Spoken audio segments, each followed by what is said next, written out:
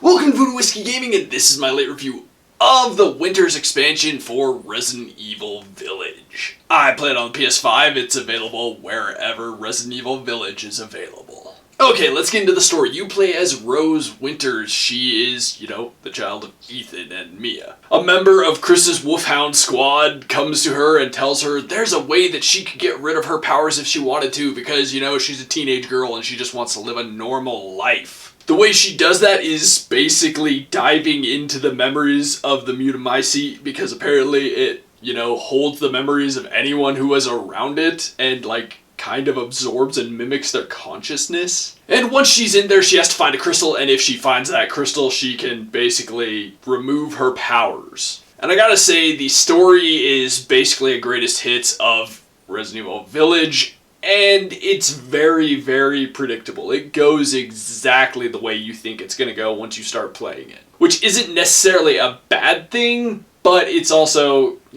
kind of very derivative once you get going. What I mean is, when you start playing it, you know the beats it's going to hit every step of the way. Now let's get into the audio, and the audio is really well done. I think the sound effects are excellent. I think the sound effects are actually really good in this, and that's kind of more important because Shadow of Rose DLC really hits on a bit more survival horror, definitely more of the horror element than I think Resident Evil Village landed on. And the voiceover work was well done, and the music was good, so I don't have any complaints with any of that. Now, as for the gameplay mechanics and whatnot, obviously, they have introduced the third-person mode, which is how I played through the Shadow of Rose DLC. And overall, it plays exactly like you would expect it to play. It is a third-person, over-the-shoulder survival horror game. Now, Rose being Rose, the daughter of Ethan, she does have powers that they alluded to at the very, very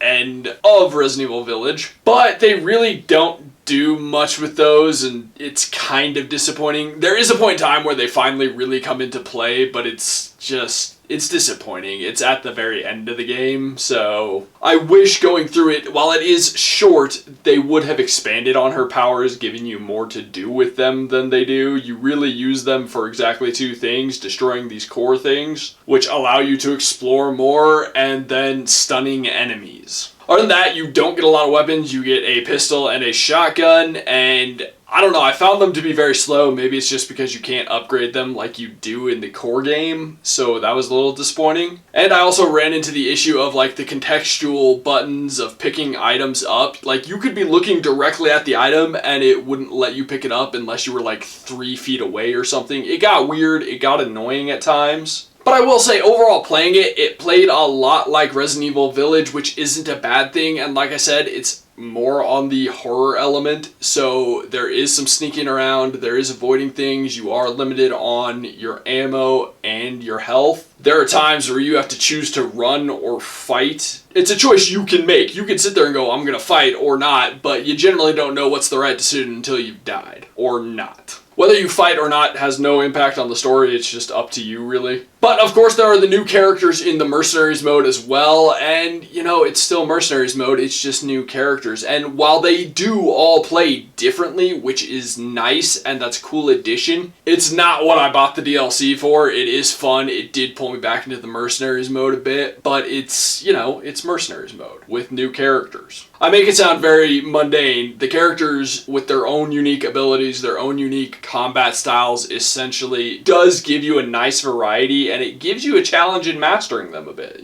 As for the controls, I think the controls are fine. It is a bit of a switch playing in third person versus, the first person, but the controls are the same. They're functional, they're responsive. I don't have any complaints with them. And then last but not least, the graphics and visuals. And once again, the world is beautiful. I think the world that they have built is a truly beautiful world. The one thing I am going to complain about, I think the characters are well done overall, but Rose's hair just doesn't look as good as it could considering this is a PS5 game. But beyond that, I think the facial capture on her is very well done. The animations for her are well done. The third person animations are actually really well done. It's not just some tacked on crap. The way it's done, it is easy to imagine that even if you were playing in first person, you actually have this 3D body and it's doing all these actual animations. So that felt good. I liked that. As for the new enemies, I think they are sufficiently creepy and weird, and, you know, they work for what's going on in this story. And, you know, again, it's a good-looking game overall. The DLC is good-looking because it's built on Resident Evil Village, which was already a good-looking game.